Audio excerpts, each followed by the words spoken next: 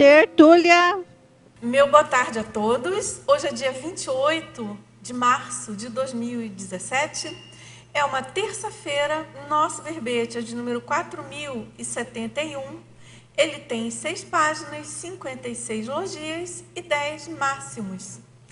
E o tema de hoje a ser debatido é o passado comum da especialidade Conviviologia. E esse verbete foi redigido por mim mesma, Dulce Dal. Professora Dulce, veterana aqui, ela é graduada em Arquitetura e Urbanismo, especialista em Administração e Educação, brasileira, natural de Manaus, voluntária da Conscienciologia desde 1995, docente de Conscienciologia desde 1999, professora Dulce também é autora dos livros Autoconsciência e Multidimensionalidade e Vontade, Consciência Inteira.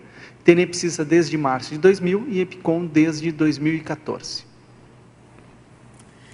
Agora, aqui na definologia, o passado comum é o conjunto de vivências, acontecimentos, hábitos, fenômenos, fatos e ou parafatos pretéritos, compartilhados por duas ou mais consciências, homens ou mulheres, característicos de determinado local, prosêmica ou período, cronêmica.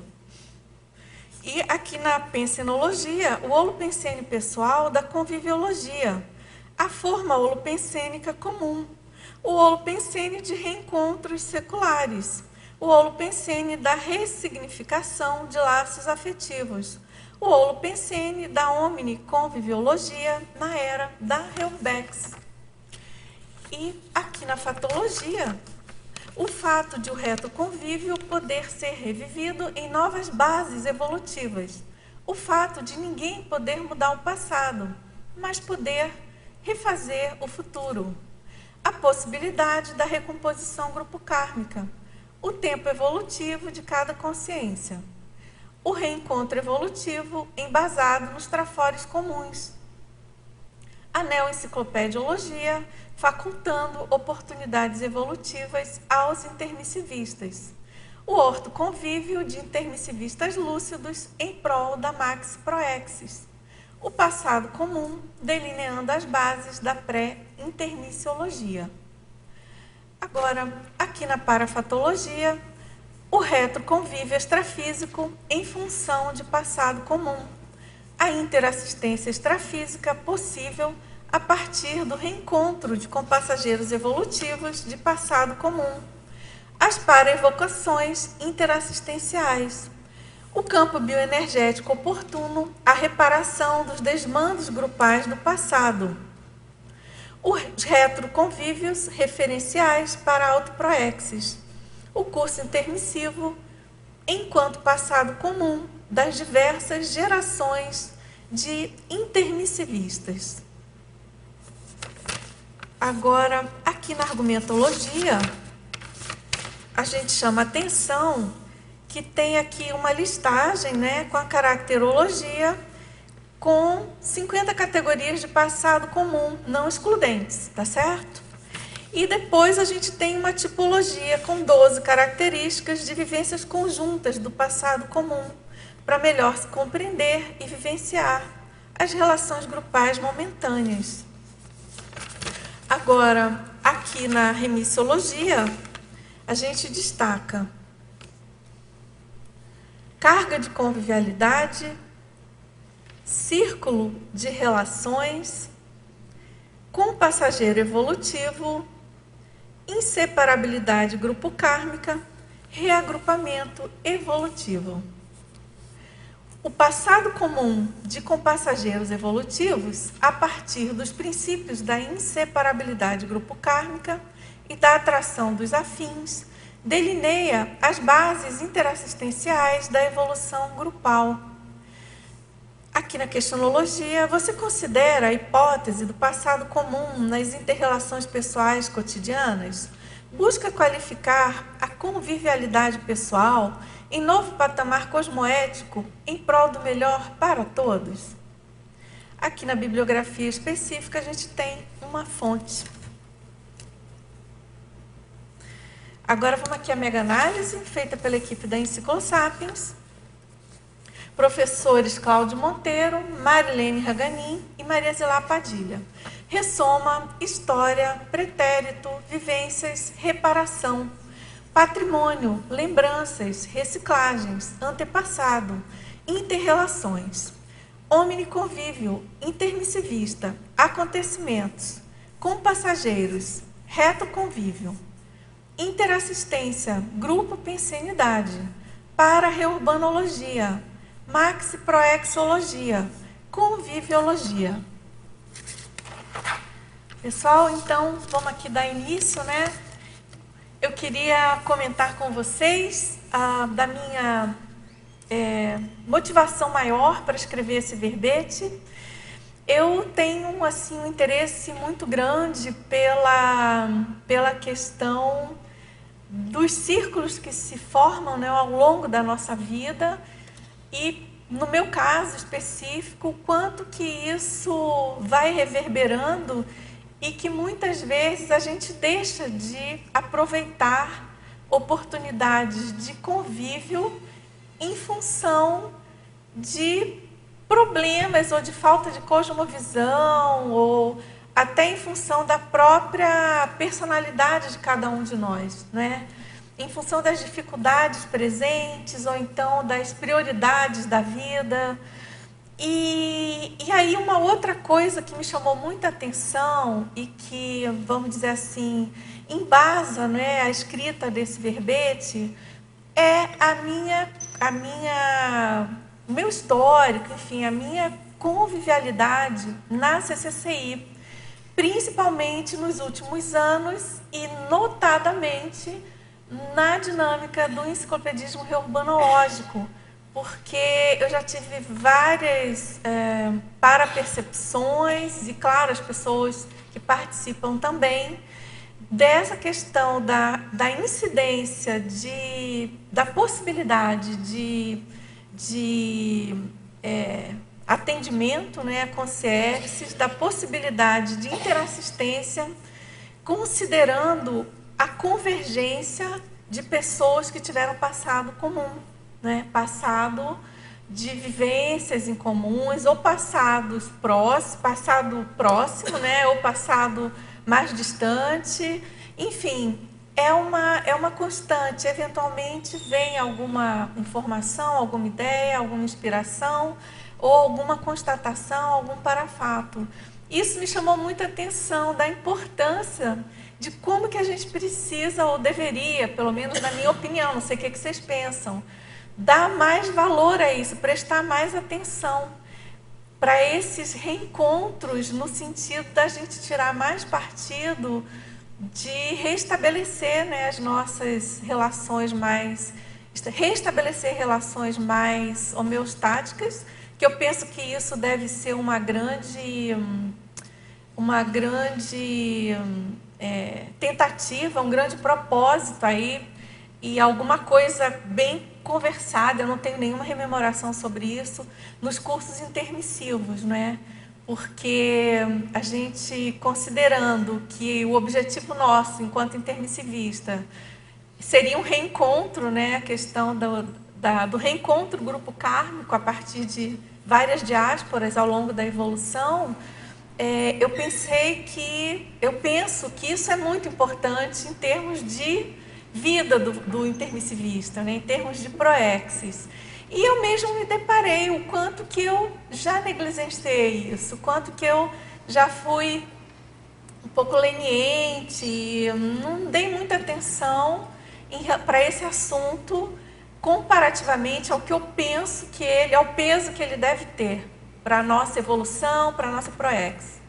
Então é isso, esse foi o tom assim do verbete, né? Também quero dizer para vocês que esse verbete, ele tem um percentual, assim, a maioria dos verbetes, né? Eu procuro, já falei isso aqui, eu procuro ser o mais teática possível quando eu estou escrevendo, e infelizmente a gente não consegue ser, né, com tudo. A gente está ainda naquela fase de compreender a teoria, já é um ganho compreender a teoria em alguns aspectos, mas de todo modo tem várias coisas aqui que realmente são ou indícios de pesquisa, são primórdios de pesquisas, ou são constatações, ou são hipóteses assim que eu venho acompanhando. Enfim, é isso. Então, fica aí aberto o debate para a gente poder, enfim, que vocês possam contribuir, colaborar. E eu queria dar uma mensagem aqui para quem não sabe, aqui dos presentes, né? Bom, para quem estiver assistindo pelo YouTube, a gente está com um probleminha de acesso à tertúlia pelo site original. Já voltou? Então, felizmente, pessoal, já está resolvido. Quem quiser mandar alguma pergunta ou quiser acessar, felizmente já resolveu. Parabéns aí para a equipe, muito bom. E então é isso. A gente tem aqui já uma primeira pergunta, que é sobre aqui a parafatologia na página 2, terceira e quarta linhas, de baixo para cima. Você poderia aprofundar o fenômeno avançado da pangrafia grupo-kármica, próprio dos evoluciólogos? Nossa amiga lá de Niterói. Olha, justamente, esse item, ele é um daqueles itens que eu não tenho a menor competência prática de nada desse assunto. Isso tem um verbete, é o verbete do professor, esse verbete é do professor Valdo. Então, ele coloca que essa pangrafia grupo-kármica é a mega abordagem, eu estou lendo aqui a definição, da consciência lúcida, através da atenção dividida, associação de ideias e assimilação simpática das energias conscienciais, a vivência dos parafenômenos envolvendo a elencologia do grupúsculo evolutivo mais chegado, inclusive com a cosmovisão seriexológica, autorretrocognitiva de personalidades consecutivas. É claro que esse fenômeno da pangrafia ele pode acontecer com várias pessoas, mas aqui eu quero chamar a atenção que, na minha opinião, do que eu pude compreender da relevância desse fenômeno, né, dessa mega abordagem, é alguma coisa que deve ser bem próprio de um evoluciólogo. E eu penso, assim, por que eu coloquei nesse verbete? Porque realmente de vez em quando eu fico pensando nessa condição do quanto que deve ser interessante a gente ter maturidade evolutiva para conseguir ter essa panorâmica que eu penso que só um evoluciólogo teria, né? De avaliar aquela situação da pessoa, do grupo, do que é melhor para ela. Mas assim, o foco da minha abordagem realmente é a minha convivência, a nossa convivência hoje, claro que com o eixo da minha autopesquisa, da minha pessoa, no sentido de qualificação dessa condição, né? Mas agora, Dulce, talvez até para ajudá-la também quem perguntou, porque a pangrafia, na verdade, então tem esse conjunto de fenômenos parapsíquicos para obter aquela informação, e grupo kármico, que a gente está pegando bem um caso onde você conseguir ter a retrocognição de uma, ou seja, de uma outra pessoa, acessar a informação, se vê também a sua condição naquele contexto, às vezes uma retrocognição que envolve um período intermissivo, e aí isso envolve às vezes o amparador que está com aquela pessoa, aquela personalidade, ou seja, já envolveu um grupo. Isso por si só, conseguir ter maturidade para ter esse fenômeno é algo mesmo só em condição de evoluciólogo, porque você encontra livros falando algumas vezes de retrocognições, de pessoas que tiveram assim em grupo, mas geralmente tudo assediado, a pessoa ela mistura um monte de coisas, elas ficam, tem surtos com isso. Agora, ter essa condição e se ver a sua condição de mini peça aquilo ali, existe muita lucidez. Claro, claro. Mas então, Gabriel, dentro dessa sua colocação, o que eu penso assim, não adianta a gente ficar elucubrando muito de uma condição que a gente não tem a menor competência, né? Mas, se a gente pensar nessa para-realidade, nessa mega abordagem passível de ocorrer, né? A gente sabe que pode ocorrer com um ou com outro, pode ter um extrapolacionismo, mas se a gente pensar grande nesse sentido, eu acho que pode ajudar a gente a se posicionar melhor em relação à nossa vida, né? Tem algumas... Assim, buscar ter esse panorama. Olha, eu não nasci nessa família à toa, eu não convivo com esse grupo à toa, eu não tive tal relacionamento à toa, né? Essa questão da localização da gente na vida. E, claro, tentar tirar partido disso no dia a dia, né, Gabriel? Porque, pelo menos no meu caso, eu posso afirmar que com certeza, eu tenho um rombo, eu tenho uma lacuna de baixo aproveitamento ao longo da minha vida, né? Com esse tipo de abordagem, até porque eu não tinha a menor ideia, né? Então, é justamente nisso. Às vezes as pessoas vão pensar, bom, a gente está querendo saber o que é a questão da pangrafia grupocármica. A gente já tem técnicas sobre o ponto de vista físico, psicológico, de se analisar o seu grupo familiar, as suas relações, o que já em si já é difícil de fazer e se ver a sua condição ali, já existe bastante técnica e pesquisa. Aí ela põe um processo parapsíquico, minimamente aquilo que a pessoa já tem, qualquer pessoa pode se questionar. Por que eu nasci ali, de onde é que vim, o que é. Aí ela vai fazendo isso. Quando a gente está colocando pangrafia grupocármica, já é um negócio super avançado, mas é quem já passou por essas etapas. Quer dizer, a gente está se questionando aqui coisas que a gente já tem informação, saber onde que a gente está. Então é uma condição que exige pesquisa, né? Eu acho bacana, por isso que você trouxe no verbete. É uma coisa que vale a pena explorar. Então, Dulce, parabéns pelo verbete.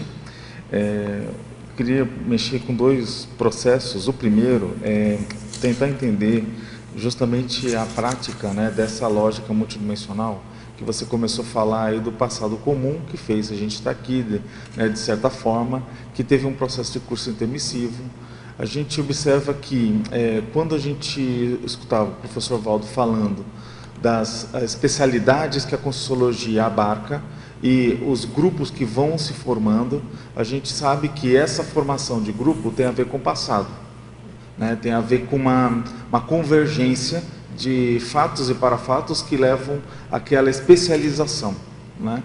Aí, só que o que acontece? Ao mesmo tempo que a gente sabe que tem essa condição, que os fatos norteiam a pesquisa e que a consciência é poliédrica e multifacetada, fica mais complicado a gente chegar e tentar colocar alguém numa caixinha.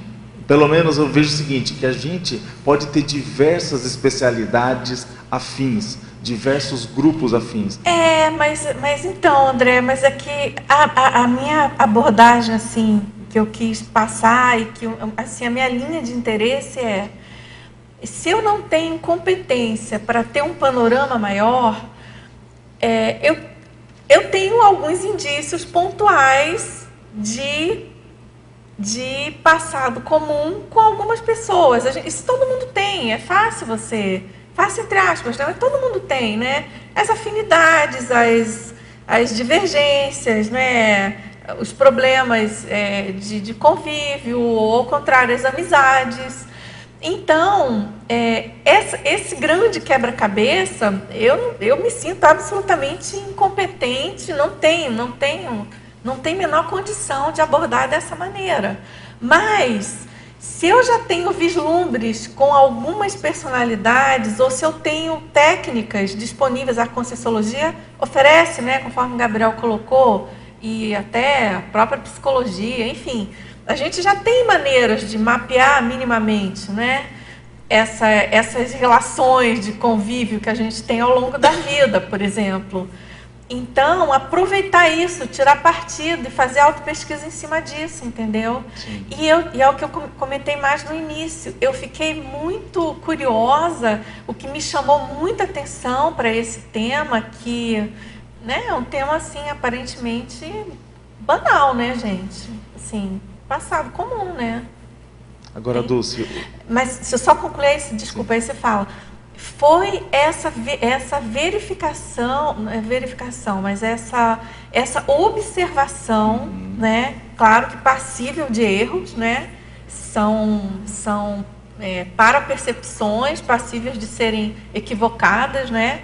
Mas digamos que 51% tem algum fundo de verdade, né? De valor assim parafatual. Então, essa constatação de duas pessoas com passado comum fomentarem um holopensene propício à interassistência multidimensional. Sim. É muito interessante a gente pensar nisso, né? E o quanto que a gente pode potencializar essa realidade no nosso dia a dia, né? A gente é tenepsista, a gente está querendo fazer o melhor, a gente está sempre acompanhado, né? Querendo ou não, extrafisicamente. E essas equipes, né, intrafísicas, equipins, elas têm uma propensão de gerar equipex, né? Interagem com equipex e a tendência da gente, de alguma maneira, essas equipins especializarem mais, elas terem mais pseudópodes, né, vamos pensar assim, e um profissionalismo maior, não é? Ou seja, há um crescendo aí dessa aglutinação. Aí, tipo assim, é que nem em alguns pontos do verbete você coloca justamente dessa história do processo do futuro, mas que na verdade ele vai ser, o presente vai ser futuramente o passado. Então, quer dizer, a gente acaba construindo e tem aí um processo de situações que a gente acaba consolidando e que isso reverbera no futuro, não é? E que vai criar um processo comum, né? Ou seja, de passado também. E assim a gente vai fazendo marcas, né? Vai fazendo tipo a nossa história, de fato, não é? Eu acho interessante isso. E eu gostaria que na fatologia, na segunda linha, na página 2, você fala ali que o fato de ninguém poder mudar o passado, mas poder refazer o futuro. Eu queria que você colocasse, porque tipo, é lógico que a gente fala que se o futuro não está feito, eu não vou refazer. Mas eu percebo que você está querendo... aqui eu quis jogar propositadamente. Exatamente. É porque assim, se você teve um determinado acontecimento e se você não toma as rédeas do ponto de vista evolutivo, do ponto de vista cosmoético, no sentido de modificar alguma coisa que você fez a menor, ou mesmo seu passado enquanto evoluciente, né? A partir da passagem do tempo, a gente tende a evoluir, a melhorar, principalmente quem está correndo atrás, é a intermissivista. Então, quando eu digo que você pode refazer o futuro, é porque você pode quebrar uma tendência biográfica. Sim, né? Uma convergência que está se formando. E a gente não precisa ir muito longe. Vamos pegar nossa vida aqui intrafísica. Sem nada de parapsiquismo, sem nada de retrocognição, nem de pré-cognição, nem de nada. Intrafisicalidade aqui e agora. Lógico, multidimensional, mas aqui e agora, essa vida intrafísica. Certo. Então, a gente pode pensar que a gente teve algum passado, por exemplo, algum passado que nós tivemos, vamos dizer assim, na nossa infância. E quantas vezes isso também é mapeado, né, por algumas áreas das ciências, né? É mapeado das tendências da pessoa. Se aconteceu isso, a pessoa tem tal trauma e ela vai tender a agir de tal maneira. E a gente mesmo, né? Se a gente teve algum tipo de relacionamento com alguma ou algumas pessoas, tem um default, tem uma coisa que tende a continuar. Porque a vida vai levando, as coisas vão se sedimentando. Mas você pode refazer isso se você quiser. Sim. Quer dizer, refazer esse futuro default, né? Esse futuro que estaria previsto, o futuro morno, da mesmice, vamos dizer, até certo ponto, num subnível evolutivo grupal, né? Naquela questão de que, se eu não fizer nada, vai acontecer, as coisas vão continuar como estão, né? Vai acontecer dentro da tendência natural, né? Então, assim, a gente tem coisas bem práticas, né? Por exemplo, a pessoa pode ter tido uma doença, por exemplo, e aquilo ter sido causado, ter uma causa externa, né? Se a pessoa não, né, a tendência do futuro daquela pessoa vai ser continuar a ter aquele problema, se ela não mudar alguma coisa. Então, é nesse sentido. Agora, é claro que a gente vai complexificando essa ideia, né, André? A gente pode pensar em termos de proexis, em termos de seriexis, né? É interessante dos que, tipo, na física, né, e até a gente já chegou a discutir bastante isso daí, né, com o próprio Valdo, que no Professologia ele fala sobre a pré-cognição, né, a gente tem lá o fenômeno, tem até a questão lá de como o mental soma funciona na questão do passado, presente e futuro.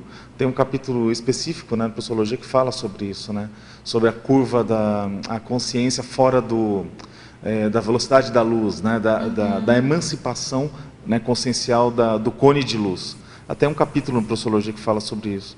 E a gente vê lá que a gente discutia de que a pessoa pode ter uma pré-cognição e ter uma percepção de futuro, e ela ser justamente desfeita, aquela futurologia, né, com base justamente nessa ação que você está falando aí, né? Ou seja, ele não existe de fato, mas ele tem ali uma projeção probabilística, né, vamos colocar assim, e aí você está justamente norteando a mudança, a tomada de ação, evitando que acontecesse algo, né? E é claro, né, André, que tem alguma coisa permeando isso que é muito complexa, Sim. que é aquela questão daquela lei de causa e efeito, até coloquei, se eu não me engano, princípios da inseparabilidade do grupo kármico e da atração de afins, mas não é isso que eu queria, o ponto mais é de causa e efeito, né?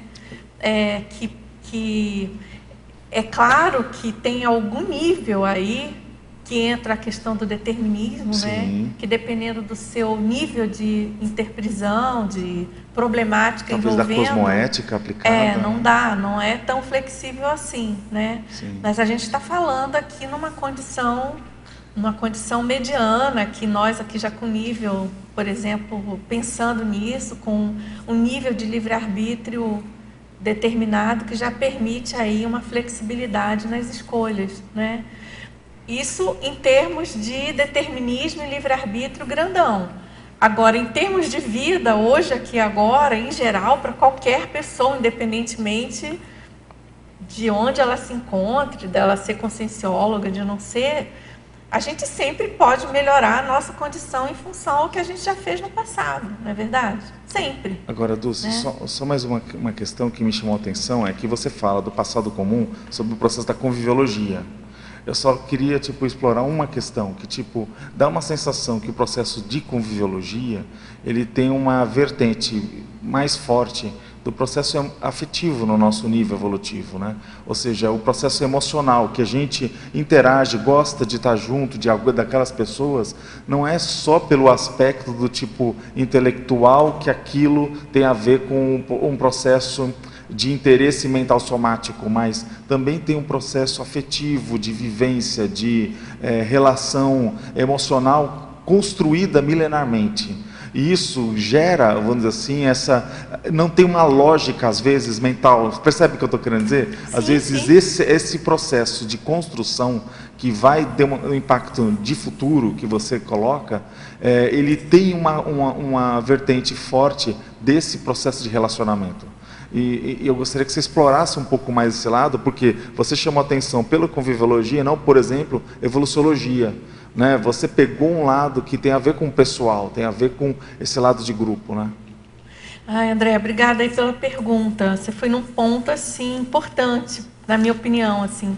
Eu demorei um pouco a refinar a especialidade desse verbete, porque meu interesse aqui não é esses estudos de interprisões, ou não é isso.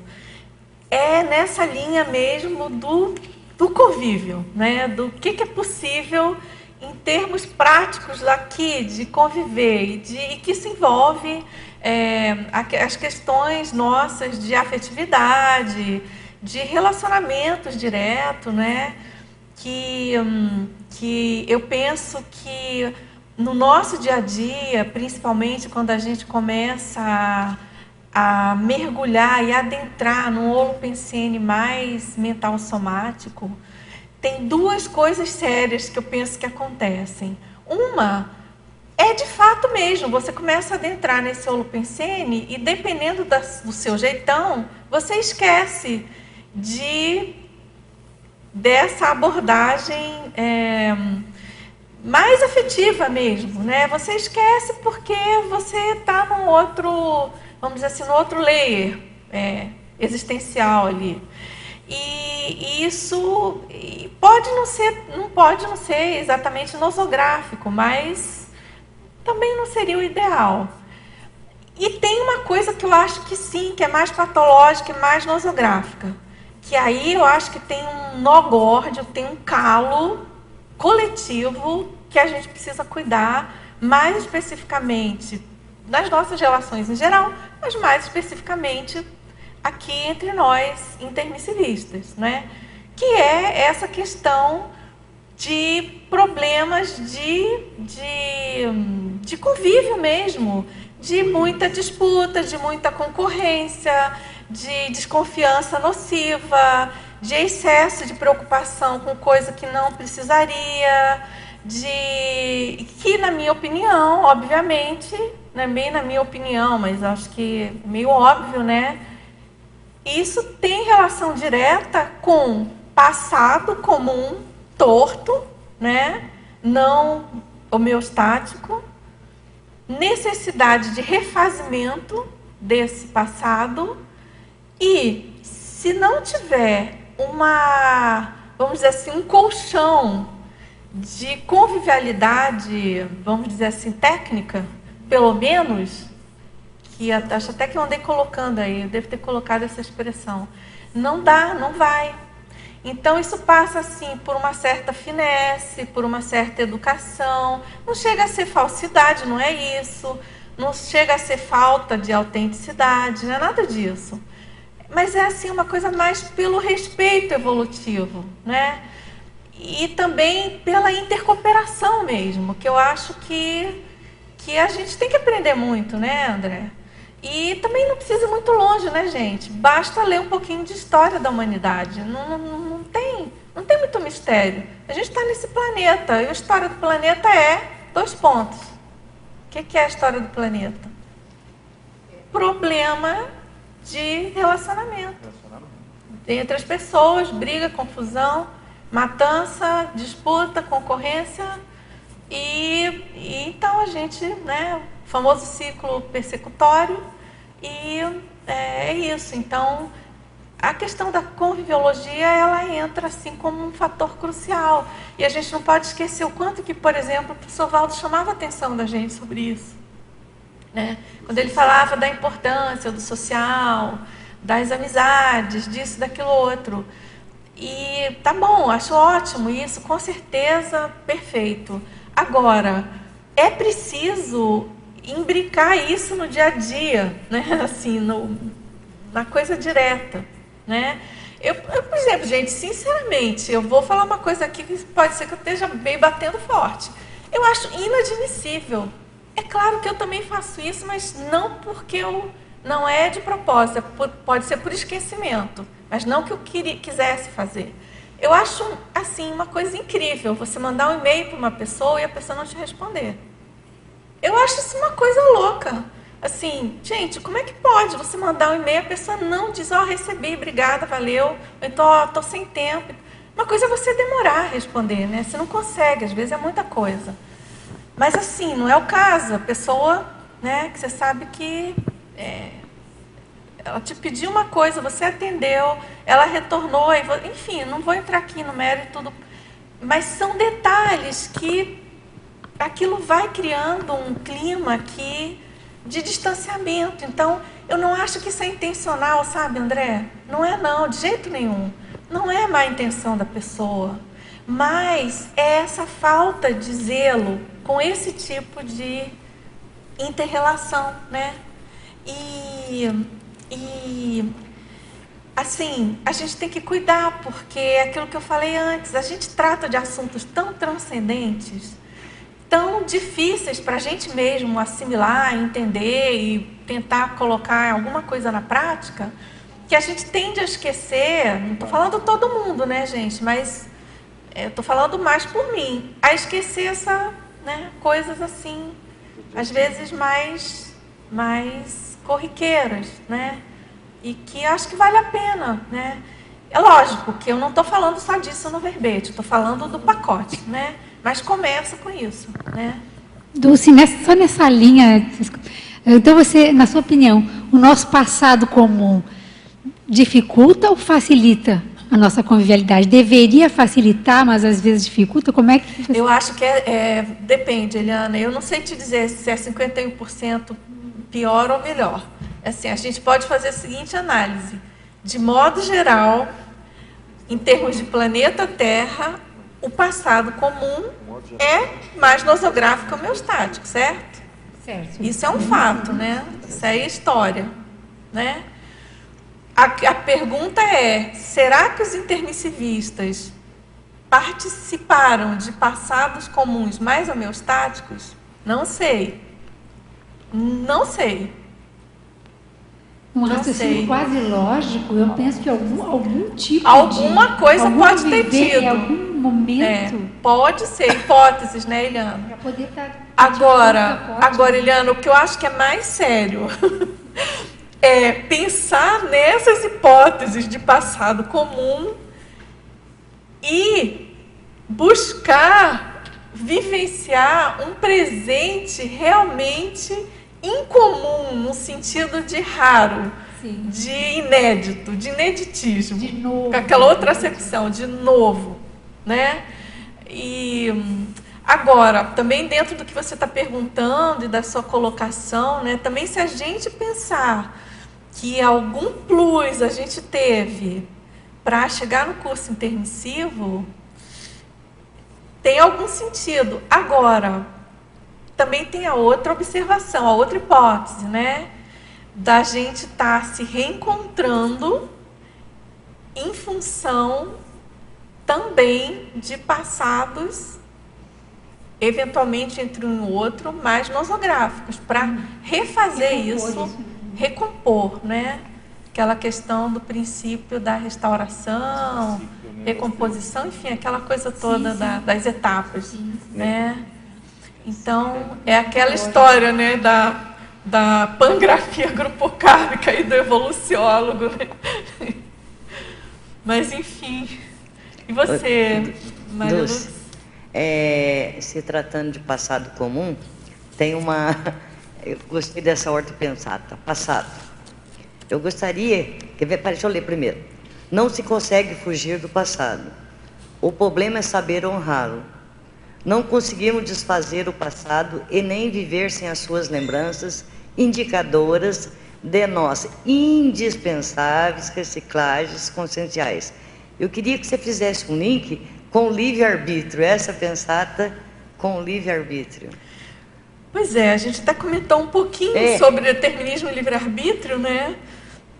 Eu também coloquei aqui uma citação, né, do Ninguém Foge aos Grilhões do Seu Destino, né, que tem muito a ver com essa ortopensata. E é interessante essa citaciologia, é do Sófocles, e é uma daquelas tragédias gregas, né, acho que é o Édipo Rei aqui, mas não importa, enfim, século V, antes da Era Comum. E a gente sabe que essa questão de livre-arbítrio e determinismo é um equilíbrio, né? Conforme a consciência vai evoluindo, mais livre-arbítrio ela tem. E menos o determinismo é imposto sobre a vida, sobre o destino, enfim.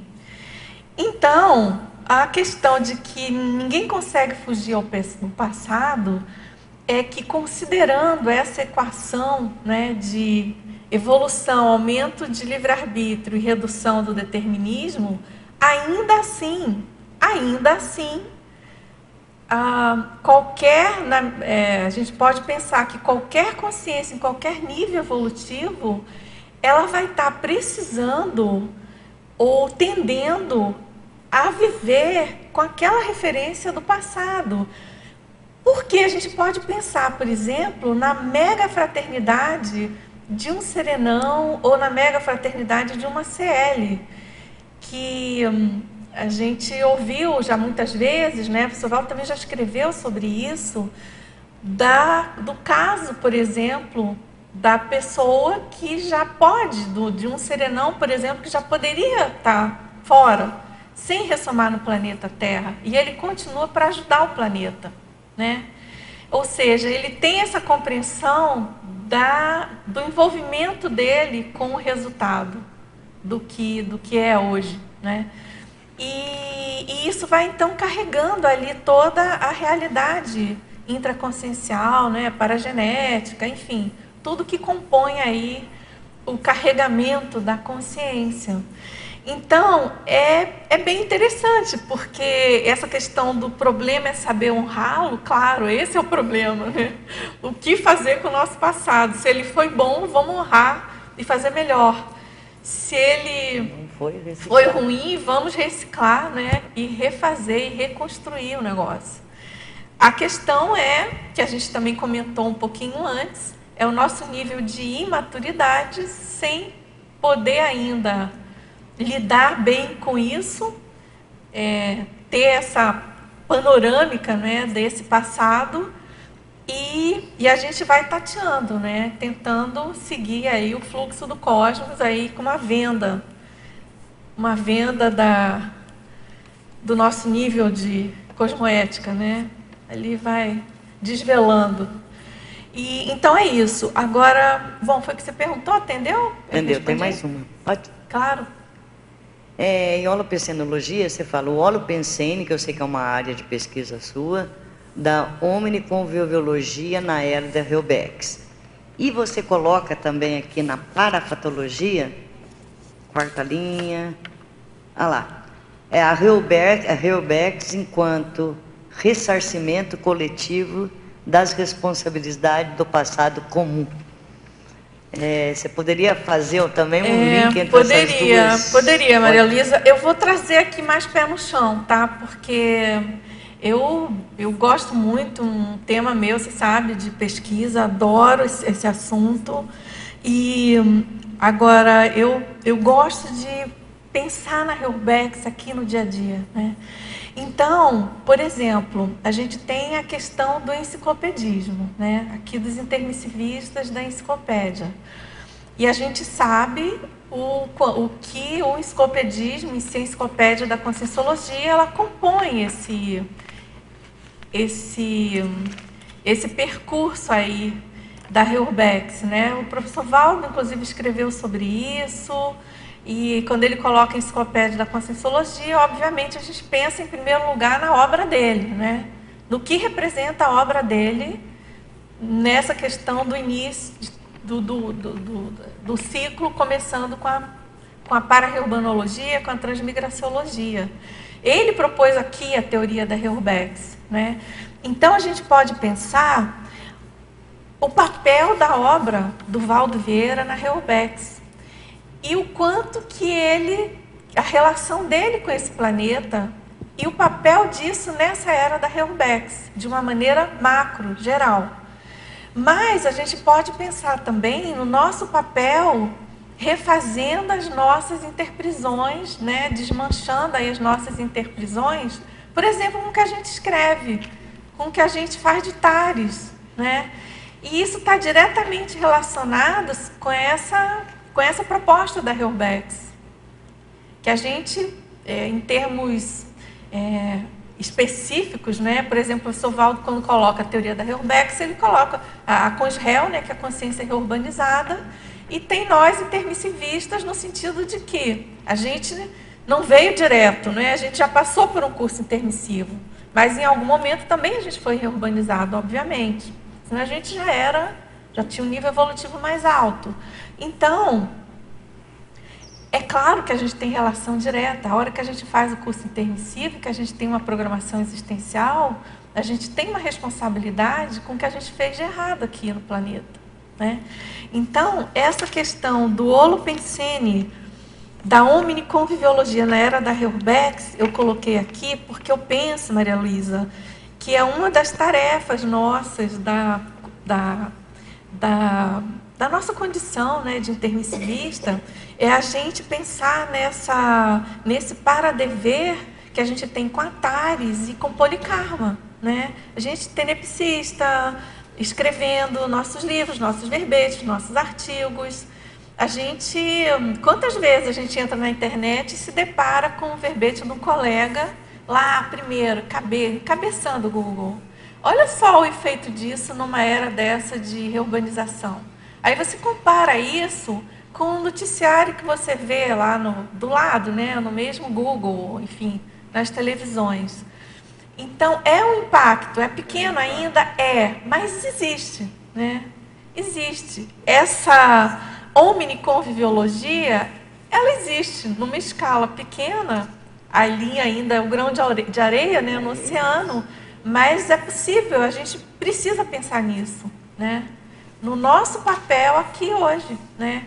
Em função daqui da era, se não fosse a era da Urbex, não seria possível no nosso nível evolutivo, né? Tem todo um preparativo, né? Teve o advento da Conscienciologia, teve o advento dos cursos intermissivos e a nossa ressoma aqui, encontrando, por exemplo, aqui agora, nesse exato momento, aqui no Tertuliário, em função da Enciclopédia da Conscienciologia. Se não fosse isso, a gente não estaria discutindo aqui, provavelmente, esse assunto, né? Eu vou falar pedir mais uma relacionada a isso, que você pode comentar um pouco sobre a interassistência interdimensional na dinâmica parapsíquica do enciclopedismo reurbanológico, Enciclosapiens, a partir do passado em comum. Pois é, um pouquinho mais no início, eu comentei da minha motivação, uma das minhas motivações para esse verbete, né? E realmente eu acho bem interessante, Maria Luísa, porque eventualmente a gente observa a convergência de pessoas ali naquele set da dinâmica, né, ali naquele ambiente, e tem aquela convergência ali de duas clarividências, ou aquela questão do... Enfim, dependendo do tipo ali de dinâmica que acontece, né?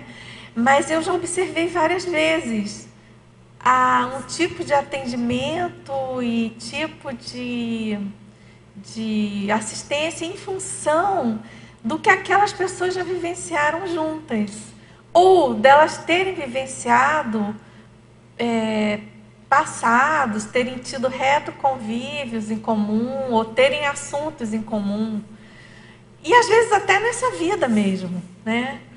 Então eu acho importante assim refletir sobre isso, né? Pensar considerar isso, né? E claro, a gente ainda tem muito mais interrogação, até porque a gente pesca assim uma coisinha aqui, outra ali, né? Mas é importante, né? É interessante observar as convergências e as sincronicidades em função da retroconvivência das pessoas.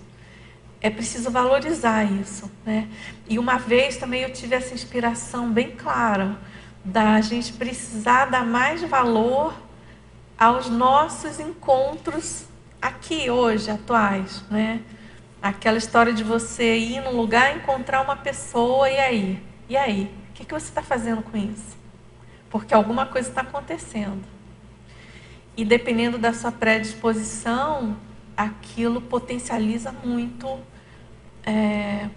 a questão da interassistência, né, dos amparadores atuarem, própria condição da TENEPS, né? Dulce, eu vou fazer uma colocação ou uma interpretação baseada aqui na sua frase enfática. A minha colocação é assim, você coloca assim: o passado comum de compassageiros evolutivos a partir de princípios da inseparabilidade grupocármica. É na frase enfática. E, ao mesmo tempo, conviviologia. Então, na minha interpretação, do dia a dia. Muitas vezes, a gente, nessa atual vida, a gente passa por um período com determinadas pessoas, entendeu? Então, dentro dessas pessoas, você vai em comum. Chega um determinado ponto em que umas querem ficar paradas e outras, né, no nosso caso aqui, a gente busca uma evolução. Então, quer dizer, essa palavra inseparabilidade, quer dizer, a partir daquele momento, se eu continuar, né, com aquele grupo, eu posso, vamos dizer, família nuclear, não quer sair daquele local, então a gente vem para cá, aqui encontra, né, o pessoal intermissivo. Porque essa palavra grupocármica também, tem até né, em outras religiões, até no espiritismo, não, você tem que ficar, o seu karma, você tem que aturar essa família, você tal. E na minha interpretação de vida, né, eu acho que a pessoa não deve ficar presa a um determinado grupo se aquele grupo não quer evoluir. Então você tem que procurar, na medida do possível, né, buscar essa evolução. E para isso você é obrigado a se separar daquele grupo. Quer dizer, então, aí eu pergunto a você o seguinte, aí você reencontra outros grupos, como pensamos que reencontramos aqui, aí novamente também tem as nossas dualidades, né, de pensamento, então o que você me explica a respeito disso, né? Eu teve que me separar de por exemplo, determinada família nuclear que ficou no Rio, eu venho para cá, então quer dizer, isso aí é uma coisa, quer dizer, eu não estou separado deles, porque aqui também, se eu agir assim corretamente, eu vou até servir, no meu entender, né, com o meu exemplo, que eu vou até ajudá-los, não tão perto assim, tete a tete, quer dizer, eu sei, quer dizer, então eu acho que essa conviviologia é muito importante, e eu para poder, porque eu acho que nós vemos aqui, para a gente buscar a autoevolução, quer dizer, eu tenho que procurar pessoas, né, que também estão assim, têm experiência em determinado campo, que eu não tenho, porque para me poder, inclusive, me ascender e ao mesmo tempo poder ajudar com passageiros, né, que estão junto a mim, não só no campo físico, como extrafísico, porque se a gente pensa, e dentro desse pensamento, né, estamos, embora não vejamos, mas estamos acompanhando, né, com consciências também, que estão nos observando, que se eu passar a ter essa melhora, como você falou, dentro da minha visão, eu realmente vou ter condição de não só me ajudar, mas ajudar esse grupo e atingir outras esferas, né? Aumentar um pouquinho a minha luz para iluminar quem ainda está sem luz. Então, esse verbeceu está de parabéns, porque isso realmente ele remete um pensamento muito mais longo do que o aqui e agora, né? Quer dizer, então isso convive. Aí eu queria, dentro dessa minha colocação, não sei se eu interpretei certo, que você falasse alguma coisa. Pois aqui na frase enfática, justamente eu quis chamar a atenção até em cima daquela ortopensata que eu comentei anteriormente, né? A gente não tem como fugir do nosso passado, né?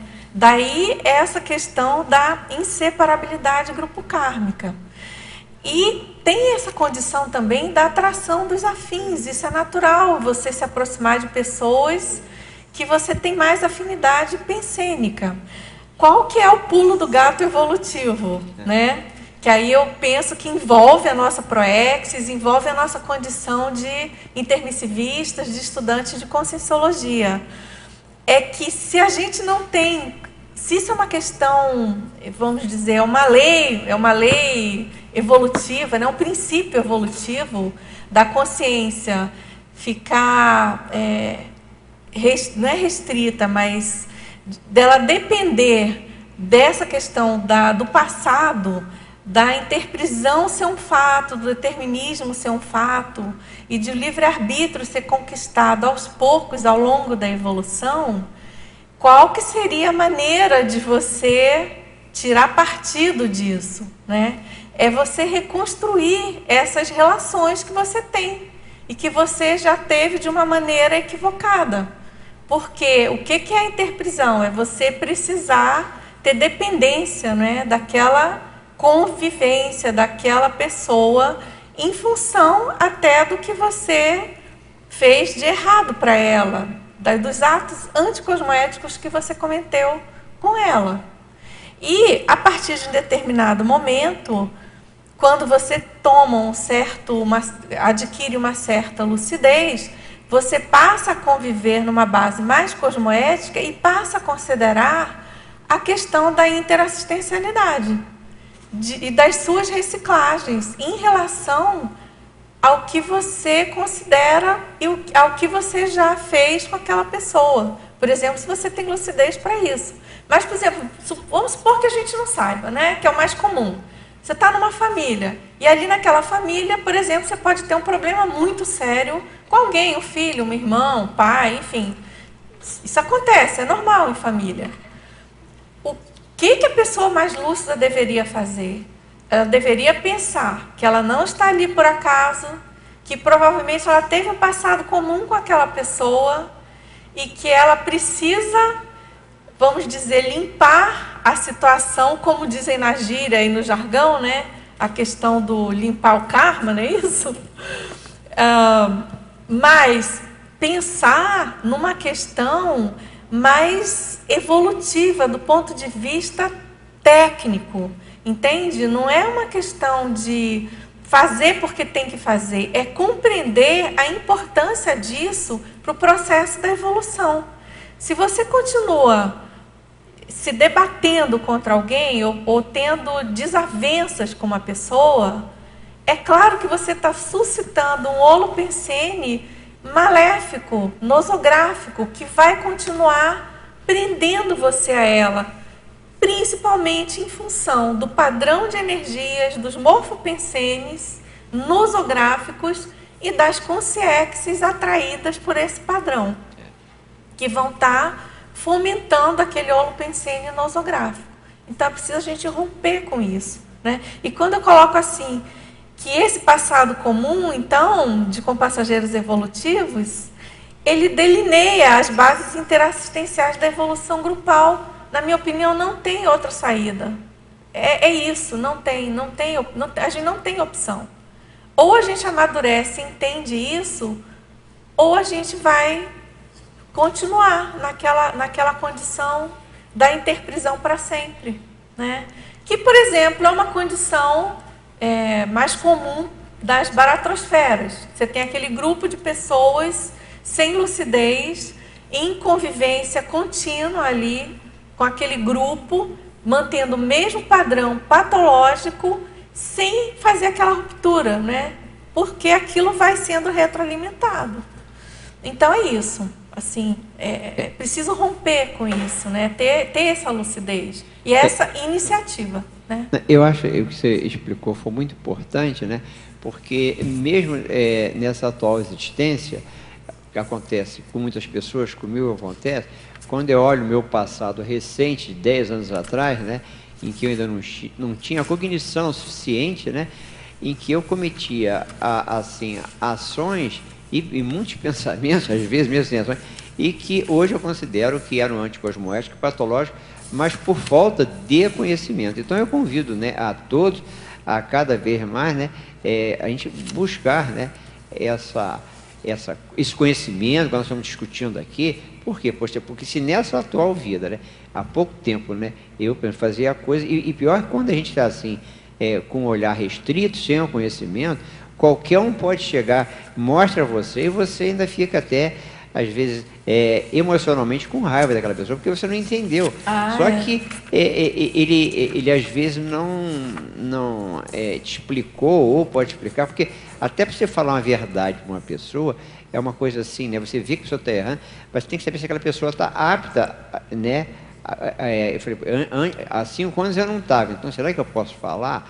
Quer dizer, aí fica uma coerência. É por isso que no início eu disse assim, a partir do momento que eu começo com a minha melhoria cognitiva e com o meu exemplo, né, e na medida do possível a gente vai ajudando, só que você está dando uma base aqui muito mais interessante, né, que a gente tem, vamos dizer assim, a assistência não como obrigação, como um prazer, né, porque quando atualmente eu consigo ajudar alguém, entende? Eu não quero que o outro fale obrigado para mim. Eu que procuro assim, muito obrigado por ter me dado a chance de poder ajudá-lo. Quer dizer, eu acho que isso aí modifica, porque é comum as pessoas abrem uma porta, aí a pessoa passa, não fala obrigado, a pessoa fica. Então, eu já reverto isso, mas que bom que eu te orientei, te ajudei. Quer dizer, então é como diz assim, né? É melhor ajudar do que ser ajudado, né? Então a minha colocação é essa. Muito bom. Agora, Aqui na fatologia, na página 2, sexta linha, ele pede para discorrer sobre a história humana, mesmo controversa, sendo testemunha da sociim patológica. A gente comentou ainda há pouco do saldo geral, né, sem querer ser muito pessimista, mas enfim, é questão da história mesmo, né? Sendo controversa, porque a história tem aquela questão de que ela foi aprendida sobre um ponto de vista cultural, ou de um determinado momento, ou de interesses de uma sociedade. Tem todo o problema do registro, né? Enfim, quando eu coloco controvérsia é nesse sentido. Mas de algum modo ou de outro, né, considerando todas as maneiras de registro dos fatos do planeta, desde as estelas, da escrita cuneiforme, dos pergaminhos, papiros, etc. e tal, a gente tem essa testemunha, infelizmente, de um passado mais nosográfico e um presente também, né? Então é isso, a abordagem é essa, tá? Ou seja, a gente precisa ficar atento a esse passado comum nosso, porque também até faz parte da natureza humana a gente querer se localizar no passado com louros, né? Assim, olha, fui fulano. E não sei, tem que pensar bem, pode não ser, né? Pode ser que o nosso passado não seja assim tão bonito, né? Então, é isso, a abordagem aqui foi essa. E ele pergunta também na terceira linha, pede para ampliar o trinômio passado, comum, ruptura, reaproximação interconsciencial. Isso aqui é a questão desse fluxo, né? Desse ciclo evolutivo, no caso, de você ter tido um passado comum, por muitos motivos pode ter uma ruptura. Isso pode ser neutro, né? Às vezes é questão da convivência, questão da vida mesmo. E você pode fazer uma reaproximação interconsciencial e, com isso, você restabelecer, por exemplo, uma amizade sua de infância. Isso pode acontecer. Agora, pode acontecer também com um passageiro evolutivo de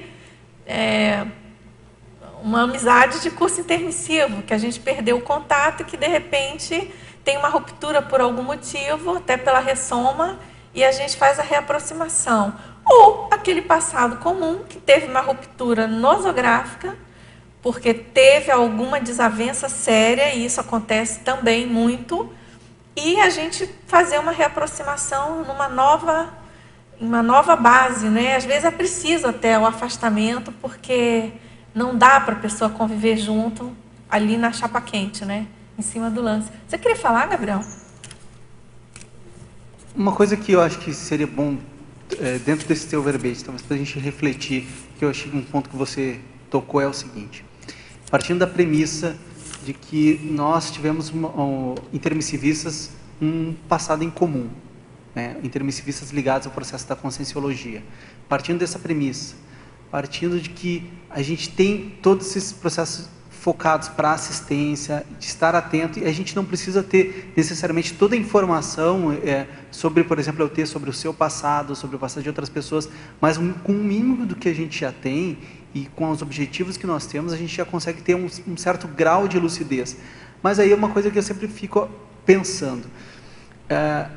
Na CCCI, principalmente quando a gente convive aqui em Foz do Iguaçu, é muito comum, às vezes você se encontra as pessoas na rua, e isso é um problema antigo. Às vezes você pode ver uma pessoa comendo num restaurante, mas ela não vai te chamar para sentar. Você pode... E são pessoas que a gente convive no dia a dia, bastante, às vezes aqui dentro da CCCI, às vezes em dinâmicas e tudo mais, cursos, holociclo, holoteca, mas você encontra a pessoa, a gente tem mais dificuldade de se aproximar dessas pessoas do que outras pessoas que não têm aparentemente uma relação diretamente em termos de ideia, essa afinidade de ideias na conscienciologia. Então, eu trago aqui para a gente pensar, afinal, se nós temos um passado em comum, e nós estamos aí com um passado, teoricamente, que estamos buscando com um processo de ideias, de questão de mental somática, e vemos o quanto que é importante esse convívio. Afinal, por exemplo, dois tenepsistas se encontram, mas eles não... E num ambiente onde você tem diversos tipos de pessoas, por exemplo, um restaurante, e pouco se interagem, é uma coisa que vale a pena a gente questionar, pensar e tentar ver Gabriel, quais as possibilidades. Porque isso a gente tem a ver com a pergunta da Eliana, exatamente, né? porque é um desperdício muito grande, né? Teoricamente, se você entrar num ambiente onde você tem 50 pessoas comendo, por exemplo, e você parar para pensar que quantos ali são tenepsistas? Se eu sou uma consciex, eu vou estar interagindo com aquela mais lúcida ali justamente para a gente potencializar a assistência. E como é que a gente chega no ambiente? É muito comum e nem às vezes, oi, tudo bem? Se uma pessoa estiver comendo sozinha, ela segue comendo sozinha. E a outra vai sentar numa outra mesa ali sozinha. Isso acontece, isso é um fato. Muitas pessoas relatam na CCCI. Recentemente, foi agora no Calipino Conscienciológico, também se falou isso, o César estava trazendo. Então, com o verbete, a gente pensar o que a gente pode trazer para refletir, que mudanças práticas no dia a dia. Ele também citou a questão, às vezes é alguém que você abriu a porta, não viu, não soube ter esse bom tom, essa delicadeza de chegar ali, ver, perguntar para as pessoas. Às vezes tem gente que a gente encontra aqui todo dia e perguntar como é que você está. Porque isso está envolvido em ter um interesse pelo outro, em conhecer o passado do outro, por saber que temos um passado em comum. Agora, podemos pensar em questões práticas, né? Bom, Gabriel, para isso acontecer, eu penso que a gente primeiro tem que ter esse interesse que você colocou. Tem que ter essa predisposição a querer romper com alguma coisa que não foi tão simpática assim. Porque esse passado comum, são vários passados, né? Alguns grupos, eu penso que alguns grupos têm relação com as ICs, que a pessoa se aproxima e que ela acaba voluntariando, né?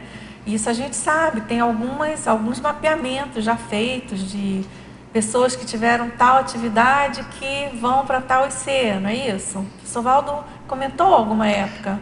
E algumas pessoas tiveram retrocognições, eu particularmente não tive. Sobre esse aspecto, não. Mas, o que acontece? Esse passado comum, ele não necessariamente, ele pega todo mundo, claro. Ele pega parte dos grupos. E ele não necessariamente é homeostático com alguns. Justamente, mas aí o que a gente tem que fazer? Conseguir romper com isso. A gente conseguir romper. E ter 1% que seja mais de lucidez para não ficar repetindo as emoções do passado hoje. Porque a gente tende a repetir. Né? Talvez seja uma coisa muito comum. Também é muito frequente dar respostas do tipo, mas é que eu tenho mais afinidade com determinada pessoa ou afinidade com determinado grupo. Dizer que tem mais afinidade não explica, porque a gente acaba não buscando interagir com os outros. E ao não fazer isso, a gente deixa de potencializar muitas coisas. Né? Gabriel, vou te falar uma coisa. Eu levei um puxão de orelha uma vez, eu estava fazendo um laboratório. E eu nem desconfiava que eu tinha esse problema. E eu recebi uma prescrição, e eu escrevi esse verbete, já publiquei ele, que o verbete se chama Acepção de Pessoas. A acepção de pessoas é exatamente a acepção não é você rechaçar, é o contrário, mas é você escolher os seus queridinhos. Entendeu? A panela, né? É você escolher a sua panela. Quando você escolhe a sua panela, você está excluindo todo o resto. Você escolhe a sua panela e o pomar inteiro, a feira, o mercado, o Ceasa, tudo, você deixa de lado. Essa é a questão.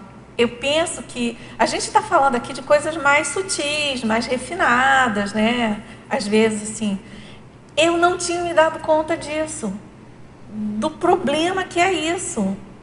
Assim, uma coisa é você não rechaçar explicitamente.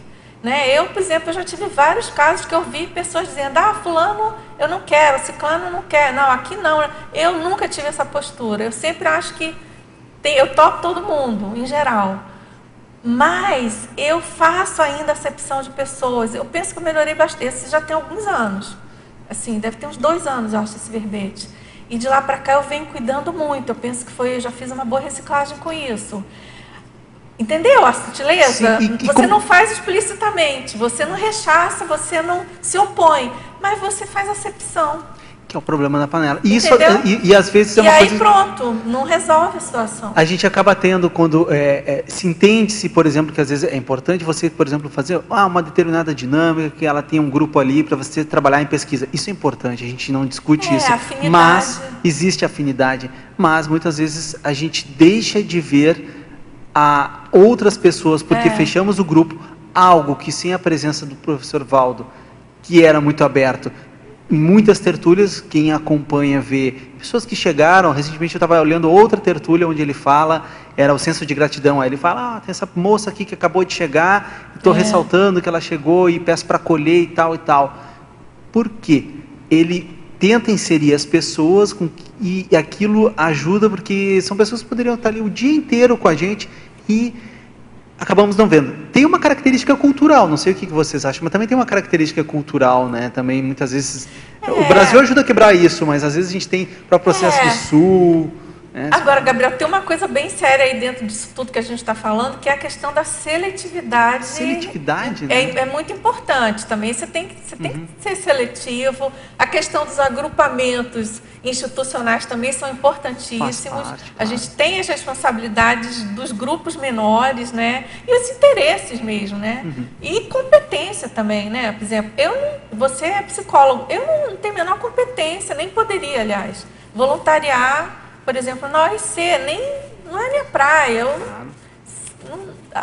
gosto muito, tenho muitos amigos lá dentro, mas eu sei que não é a minha linha de proexis nesse momento evolutivo. Então é natural que ali tenha uma convergência, né, de personalidades com aquela formação.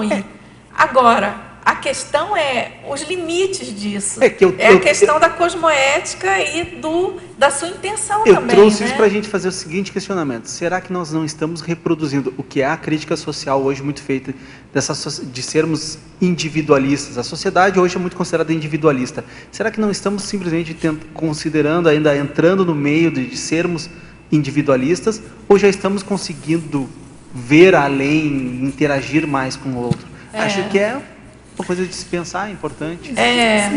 Isso é bem importante. Bem rapidamente, só queria complementar, ninguém precisa concordar comigo, mas eu percebo também, tem um processo que acontece aqui na CCCI, que é assim, grupos de determinadas ICs não fazem outros cursos, não participam de outras ICs, só ficam na sua IC.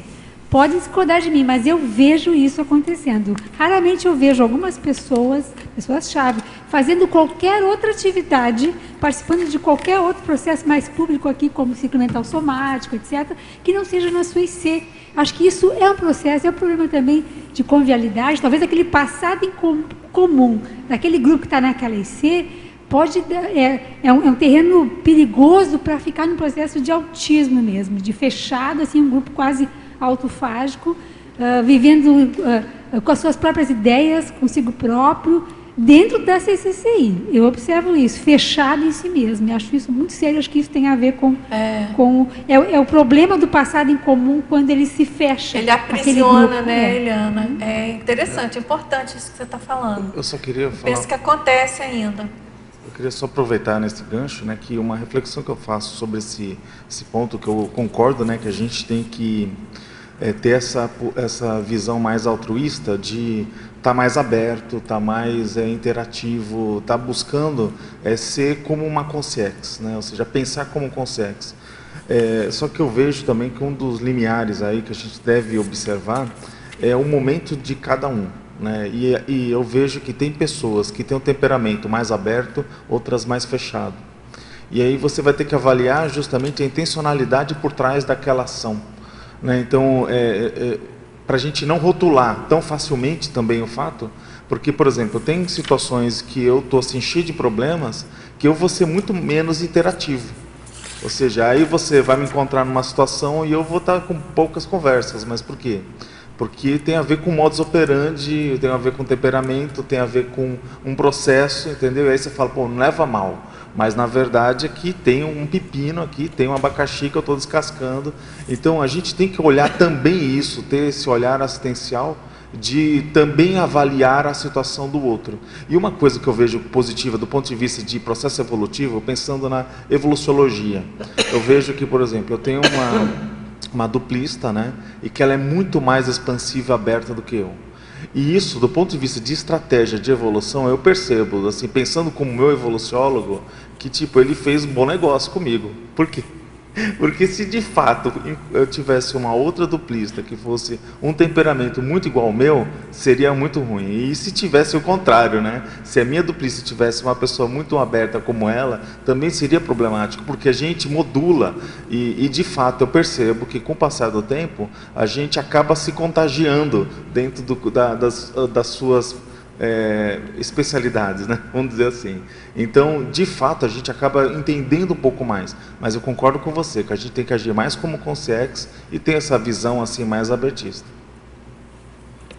Quer perguntar?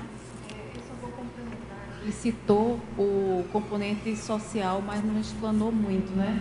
Então, eu sou de Belém, mas minha cultura é nordestina, né? Então, eu vejo que quando eu chego aqui, quem quebra o gelo sou eu. E sempre sou muito bem recebida, mas eu é que tenho que dar o primeiro passo. Eu cumprimento um, eu abraço o outro, pergunto como é que foi, pergunto sobre o verbete e tal. Traz então, docinhos, traz doces para Enciclosapiens. Agradecemos aqui mais uma vez, deliciosos. A partir desse momento, eu sou recebida como se eu fosse daqui. Então, as pessoas vivem perguntando, você é daqui? Mora onde? Não sei o quê. Quer dizer, me confundem com vocês, mas eu é que tenho. Quando eu chego, eu sinto essa barreira. Mas eu consigo, eu acho que também minha experiência em Portugal, que é o mesmo problema, não é? Então, eles são muito sérios, muito na deles, mas se você dá um bom dia, puxa uma conversa, tal, todo mundo, porque eu acho que todo mundo é humano, todo mundo pensa da mesma forma. Mas quando a gente quebra a barreira, aí dá uma igualdade. Cheio de perguntas aí, né? Mas eu quero dar 2 parabéns. Primeiro pelo verbete que você está dando hoje, falando em conviviologia, né? Eu quero dar parabéns, que hoje é aniversário da Dulce, né? Então, ela está dando presente para nós, né? Então, ela está dando presente, tá? Então, nós somos muito gratas por estar aqui conosco nesse dia. Na página 3, na paradoxologia, eu gostei muito do último paradoxo, dos que tu colocaste ali. O paradoxo da condição singular e personalíssima do proexista ser embasada em passado comum grupo kármico. Podia ampliar um pouco mais para nós, que eu achei assim muito interessante esse paradoxo. Bom, esse paradoxo aqui é paradoxo porque é singular, é personalíssimo, né? Cada proexis é feita sob medida, o André acabou de comentar aí o caso dele, sob medida para aquela consciência, né? Para aquele proexista. Contudo, ela é totalmente embasada no nosso passado comum, porque a gente sabe que a gente ressoma naquele grupo, por exemplo, naquele grupo familiar, que a gente teve já uma relação no passado. A gente estava comentando aqui sobre as especialidades da Conscienciologia. Faz parte da nossa proexis desenvolver alguma especialidade, ou estudar, ou produzir, fazer TARES, fazer assistência, cursos com alguma especialidade que se consolida, em geral, em uma instituição, ou seja, em um grupo, é coletivo o processo. E isso, como a gente também comentou, né, Terezinha, indica um passado comum daquele grupo. Então, é interessante, é sob medida, é personalíssima, mas envolve o todo. É aquela história do microcosmo, macrocosmos, né? Do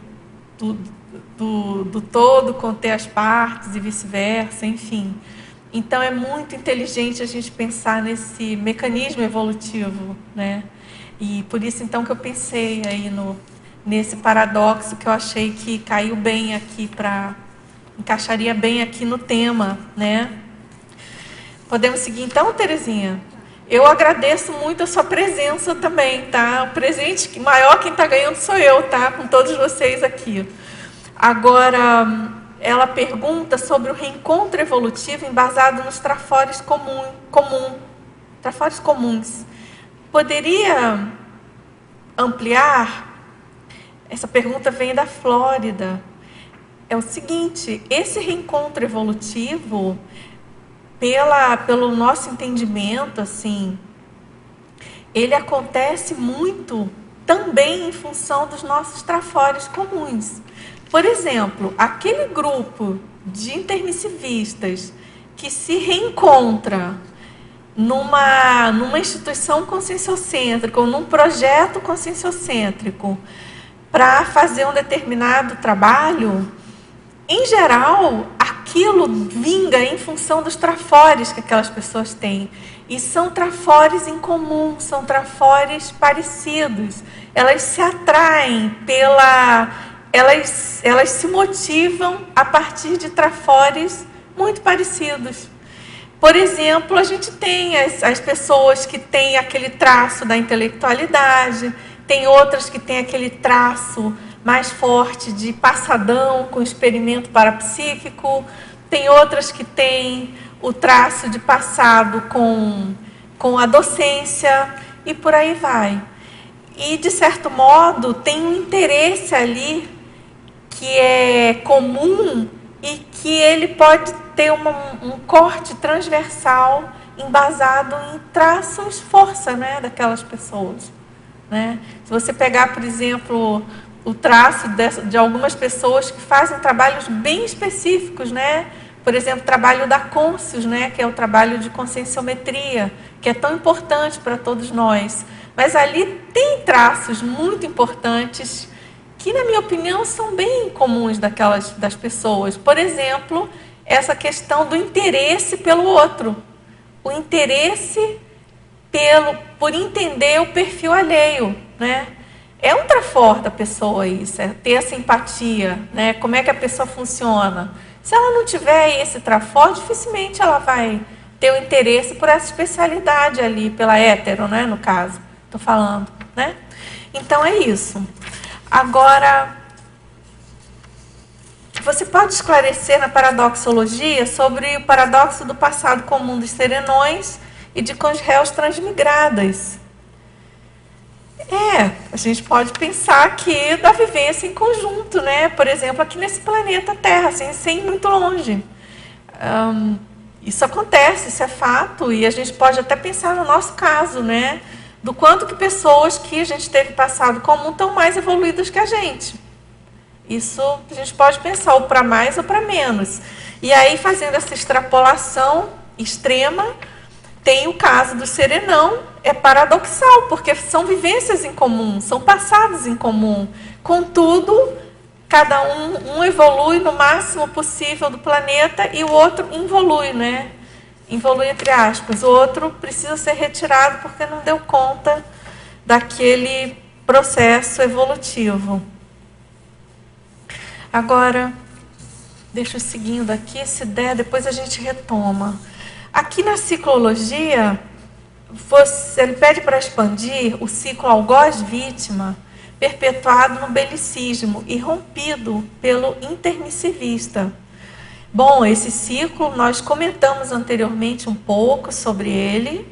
Agora, essa questão do algoz-vítima, o ciclo algoz-vítima perpetuado, é o que a gente vê ocorrer estudando a própria história, né, do belicismo no planeta, no Tratado Homo Sapiens Pacíficos. O professor Valdo tem uma bibliografia enorme, tem muitas abordagens sobre esses grupos, por exemplo, bélicos, né? E a gente pode ver ali a questão histórica, né, da repetição, por exemplo, das brigas, das desavenças. E claro que a gente não tem uma lucidez, eu não tenho, no caso, lucidez para afirmar que é o mesmo grupo, mas você pode deduzir que tem uma relação muito forte, né? Ou é na mesma etnia, ou com as mesmas causas, em países diferentes, mas com as mesmas causas. E a proposta é a gente pensar que o curso intermissivo veio para romper com isso, né? Justamente dentro desse processo de Reubex no planeta. O curso intermissivo significa ruptura com esse ciclo algoz-vítima do belicismo, também, né? Não só, mas também. Agora, na citaciologia, ele pergunta a relação do passado comum com essa segunda citação. Eu até concordo concordo com você, assim, que ele não tem uma relação diretíssima. E eu explico, eu coloquei essa citação em função da história que eu tenho com ela, da pessoa que me deu essa citação, que é uma pessoa muito especial, já dessomada, e de todo o contexto que permeia ela. E eu penso que... Então, hoje em dia, eu tenho um passado comum, sério, muito sério, com a pessoa que me deu essa frase por escrito. Ela escreveu uma carta, enfim, alguma coisa e me inseriu essa expressão. E eu penso que ela é bem perfeita e bem pertinente para a nossa abordagem aqui de passado comum pela conviviologia. Porque você compreender já é perdoar. Então, nesse sentido, isso ajuda demais a gente a refazer as nossas bases de convivialidade. Realmente a compreensão, lato, senso, macro, ela envolve o perdão. Não uma compreensãozinha banal, mas aquela compreensão que a gente busca, né? É isso, eu penso, né? Não sei se vocês concordam, ela já envolve aí um nível de perdão. Agora, aqui na fatologia, ele pergunta quais são as diferenças entre os erros em comum e os erros comuns. Bom, aqui eu fiz um jogo de palavras, até porque tem essa ambiguidade nesse adjetivo, eu achei interessante chamar a atenção. Erro em comum é o erro que a gente tem em conjunto, né? Conforme a acepção do título do verbete. Passado em comum, passado em conjunto, passado coletivo. Ou seja, o erro em comum é aquele erro que a gente faz junto, né? Que a gente não faz só.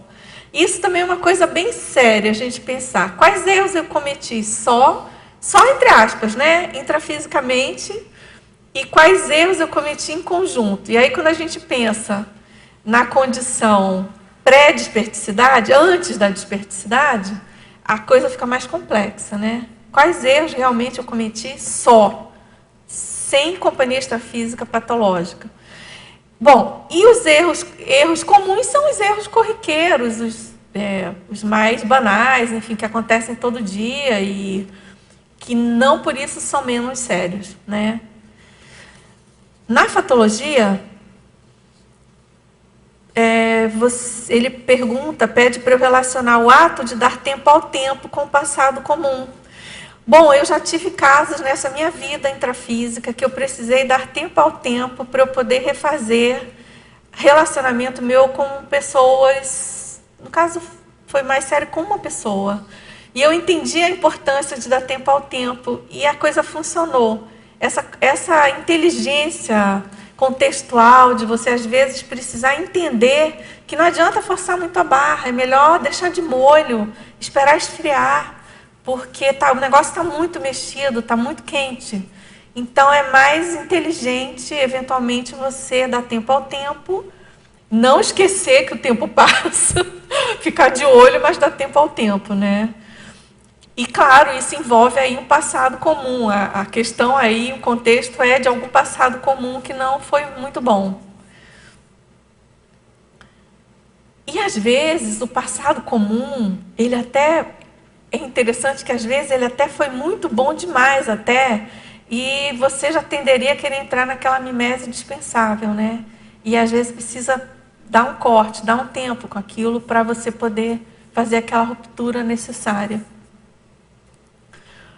Ele pergunta também quais são as características da convivialidade técnica. Olha, esse tipo de convivialidade, eu já experimentei essa técnica, por exemplo, em ambiente de trabalho. Eu acho interessante aquela pessoa que você tem mais dificuldade, ou que tende a ter problema com ela, pode ser útil você desenvolver alguma técnica para a convivialidade técnica, de modo que aquilo evite você de ter problema com aquela pessoa. Você já sabe, você já tem mais ou menos mapeado, né? O jeito da pessoa funcionar, o jeito de você funcionar, e o jeito das duas funcionarem, que geralmente, no caso, não daria muito certo. Aí entra esse conceito da convivialidade técnica, de você buscar uma maneira de conseguir conviver sem ter problema. E eu acho que não é o ideal, não, mas é um instrumento, é uma ferramenta. É uma maneira de você conseguir, vamos dizer, amadurecer algum tipo de convívio e quem sabe, um dia até se tornar um amigo raríssimo, né? A partir de uma convivialidade técnica, quem sabe? Dentro dessa convivialidade técnica que você está falando, hoje acontece sempre que eu estou sempre em contato com uma pessoa que ela é meio fechada.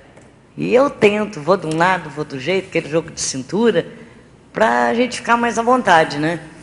E hoje, na hora que eu fui entrar em contato com ela, aí eu falei, ó, não fique brava, mas eu não tenho trocado para te pagar. Eu só tenho uma de 100. Ela, o que eu faço? Eu falei, se você quiser ficar brava, eu vou a outro lugar e troco. Aí ela, não vou ficar brava, eu troco. Eu falei, ó, é melhor trocar mesmo, porque senão depois eu não te pago, você não recebe, não sei o quê. É o jeito que a nossa colega ali também falou. É brincar, é tentar entrar na onde que está mais difícil, devagarinho, com delicadeza, né?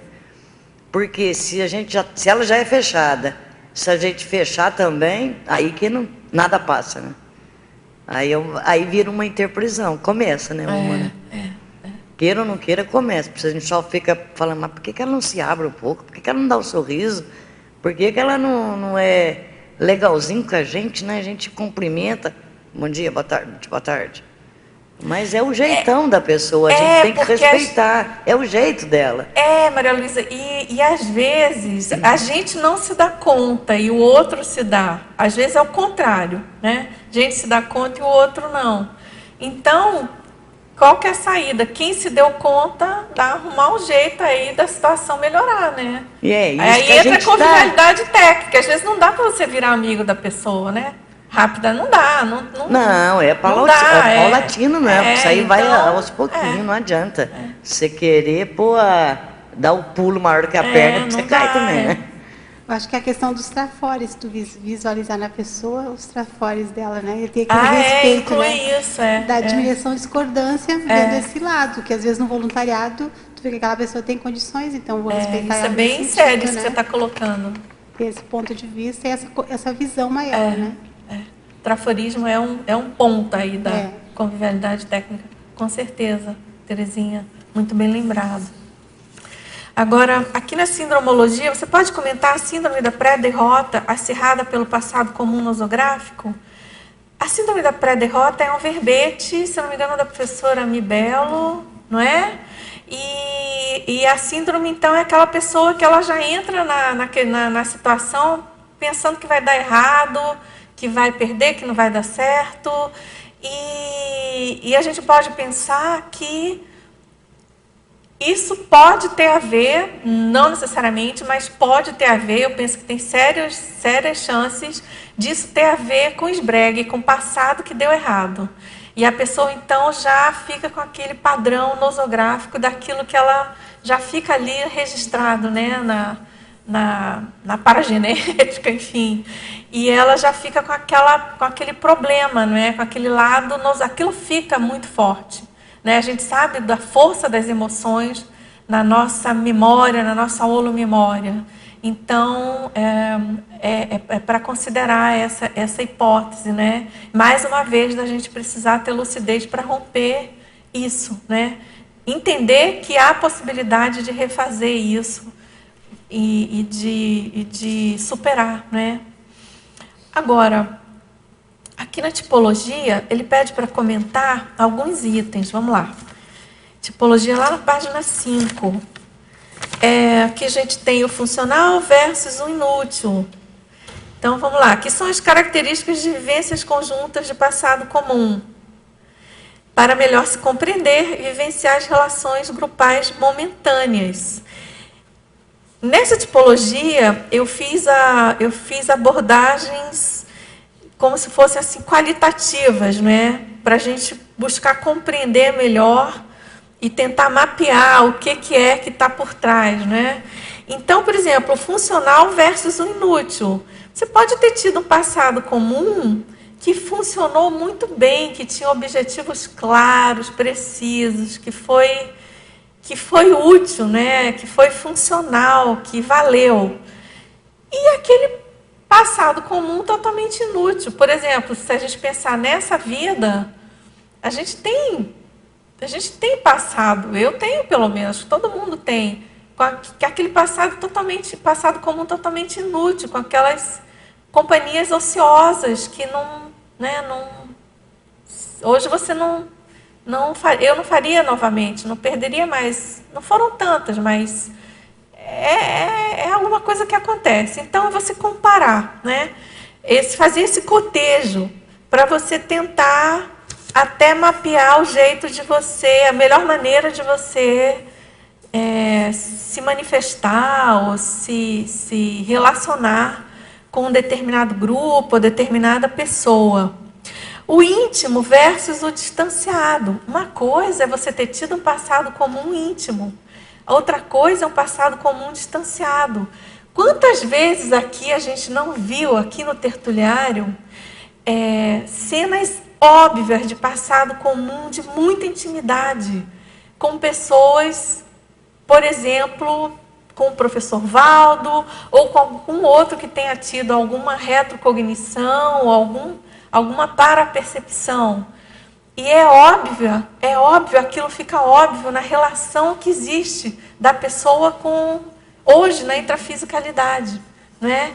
Ou pelas emoções que ela manifesta, ou pelos ciúmes, enfim, vários tipos de emoções, ou pela pessoa ter um despojamento maior, se mostrar mais aberta, o negócio ser mais escancarado, ter uma intimidade do nada, né? Às vezes, nossa, mas eu sou íntima dessa pessoa do nada, né? A gente tem intimidade com algumas pessoas que a gente não sabe, não foi dessa vida. Então, isso tudo, obviamente, é fruto de um passado comum. E tem aquele passado comum mais distanciado também, né? Que é válido, claro. Ele pode ser mais íntimo e mais distanciado, mas e aí não quer dizer que é melhor ou pior, né? Às vezes é muito íntimo e não é tão bom, e mais distanciado e mais homeostático. Então, aí tem de tudo. Que tem a ver com esse próximo item que você perguntou, que é do reiterado versus esporádico. Por exemplo, às vezes você tem convívio, você tem fluxos de convívio com determinada pessoa. Você conviveu com a pessoa quando era muito jovem, depois você conviveu em algum momento da sua vida, porque, por acaso, entre aspas, você reencontra a pessoa na sua vida profissional, e você passa de novo a conviver com ela depois de um bom tempo, em uma outra ocasião. E você tem aquele convívio que é reiterado, né? Que é ali direto, que é a pessoa que você conhece há 30 anos e você convive praticamente diariamente. Por exemplo, convívio intrafamiliar, né? Em geral, é assim. E tem aqui que ele pergunta também, aqui o número 11, que é o restaurador versus o persecutório. O convívio restaurador é aquele que a gente busca, né? Que a gente é o restaurador atendendo aquele princípio da restauração evolutiva. É aquele convívio que você consegue restaurar aquilo que você já fez de errado com aquela pessoa ou com aquele grupo. Então, você retribui de uma maneira evolutiva, se retratando do que você fez de errado e contribuindo com a evolução daquela pessoa. Isso pode acontecer de várias maneiras, com você dando aula, você escrevendo, você, enfim, desempenhando algum trabalho na SOCIM de modo geral, sendo médico, ou mesmo se relacionando, ajudando a pessoa de alguma maneira, tendo alguma profissão específica. E o persecutório é aquele que você perseguia a pessoa, você tinha uma interprisão e que você continua, né, mantendo isso, retroalimentando essa questão das perseguições. Então, é isso. Agora, aqui, ele pergunta, a gente ainda tem alguns minutinhos, se eu poderia explicar as ortopensatas. Nós já falamos da número 3, né, das duas do item 3. Então, vamos falar aqui da primeira, que é a conviviologia. Cada pessoa que encontramos nessa vida humana é um arquivo vivo ou banco de dados evolutivos que se abre para nós. Por isso, devemos dar especial atenção ao convívio social. Essa ortopensata é perfeita, né? É típica de um evoluciólogo, né? Eu acho que é um sonho de consumo meu, passar, né, as 24 horas nessa condição, né? De conseguir dar especial atenção ao convívio social e considerar esse arquivo vivo, né? Esse banco de dados evolutivos que cada personalidade que a gente convive, que a gente cruza, que a gente encontra, na verdade, é uma oportunidade aí evolutiva. E a segunda ortopensata é o nós. Somos frutos de nós mesmos. Sempre respiramos o ar límpido ou poluído por nós mesmos, seja vindo do passado, de nossas retrovidas, ou de nossa vida atual. Essa ortopensata, acho que ela é bem autoexplicativa, né? Ela tem muita relação com tudo que foi colocado aqui no verbete, chamando atenção para a gente ser fruto do que a gente, das nossas próprias sementes, no caso, né? Então, é importante a gente cuidar e pensar aí naquilo também que já está colocado, por exemplo, na frase enfática. Agora, na trinomiologia, você pode explicar a associação de ideias entre os itens do trinômio energossomaticidade, cognoscibilidade e fraternidade? É o seguinte, esse trinômio, ele envolve aí um tripé importante dos atributos, né? Ele tem relação com aqueles atributos colocados já clássicos da conscienciologia, tem relação com as centrais extrafísicas das energias, da verdade, da fraternidade, enfim, na minha opinião, é um tripé aí para a nossa evolução. E eu penso que, claro, é um trinômio, mas também é um crescendo muito importante. Porque a nossa vida energética, tudo começa com o nosso padrão de energia, com que a gente consegue mobilizar e atuar, enfim, usufruir. A gente, a cada ressoma, a cada neo-holossoma, a gente tem um novo holochakra que a gente precisa se acostumar e aprender a conviver com ele e a usar, né, a assumir esse holochakra, esse neo-holochakra. Ao mesmo tempo, a gente tem a questão da cognoscibilidade, que envolve recuperações de cões e a nosso próprio cabedal cognitivo. E, finalmente, a fraternidade, que permeia isso tudo, que, na minha opinião, é a pedra de toque aí dessa virada aí de uma ortoconviviologia, né? Sem a fraternidade a gente não consegue e não é impossível, na minha opinião, não dá. E a gente então precisa cuidar desse trinômio. Ele é essencial para a gente fazer essa abordagem de passado comum. E muito provavelmente o nosso passado comum nosográfico, ele se deu em função da ignorância total ou parcial desse trinômio. Então, a proposta é a gente pensar nele e fazer essa associação direta com a nossa convivialidade. Bom, é isso, pessoal. Eu agradeço muito a participação de todos vocês, aos nossos teletertulianos, hoje aí a gente, parcialmente aí no YouTube, Mas também no site, felizmente, entrou logo. Muito obrigada, pessoal, agradeço demais também a equipe aqui do Tertuliário e vamos aqui aos nossos anúncios. Obrigada. Na tertúlia de hoje nós tivemos 19 assinaturas no livro de presença, 20 perguntas presenciais e 17 perguntas online. Agora nós passamos aos recados. Temos só um recado hoje do Gelson. Ele vai falar do grupo avançado em consciencioterapia em São Paulo. Boa tarde a todos. Em nome da OIC, Organização Internacional de Consciencioterapia, venho convidar vocês a participarem do grupo avançado em consciencioterapia em São Paulo, com as consciencioterapeutas Marília Takimoto, Regina Sterman e Elisa Souza. São 12 módulos mensais de aprofundamento autoconsciencioterápico em múltiplas áreas.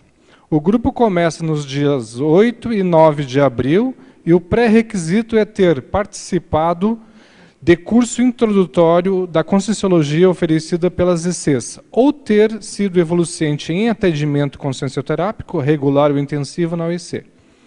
Para maiores informações, ligue ou envie o WhatsApp para o número 011 97 521 3158. Acesse também o Facebook da OIC e o site www.oic.org.br. Obrigado a todos.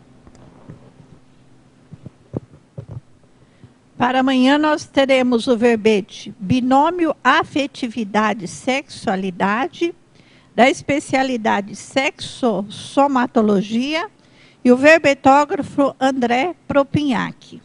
Estão todos convidados a comparecerem, a assistirem online e enviar as suas perguntas.